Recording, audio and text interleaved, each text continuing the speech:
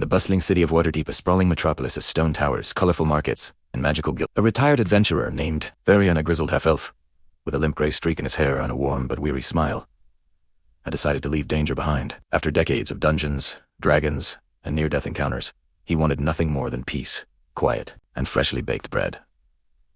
So he opened a bakery. The shop, Therion's Hearth, a cozy little storefront with a wooden sign shaped like a loaf, windows fogged with steam, and the smell of yeast spilling into the street, quickly attracted curious locals, adventurers, city guards, and even apprentices from Blackstaff Tower, a grand wizard academy with spires glowing faintly blue, stopped by for warm bread and honeyed rolls. At first, everything went well.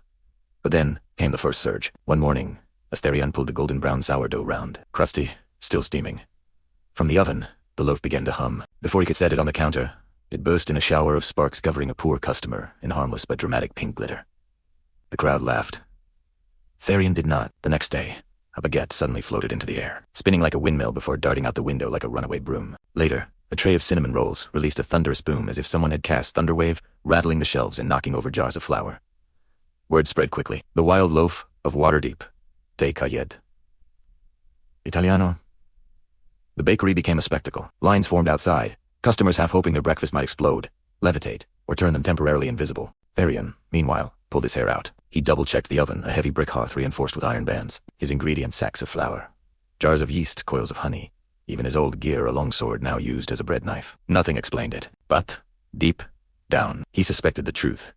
He had once been a sorcerer of wild magic, a spellcaster whose power was unpredictable, chaotic, and often dangerous. Though he had long retired, perhaps the magic never left him. Perhaps it now lived in the bread.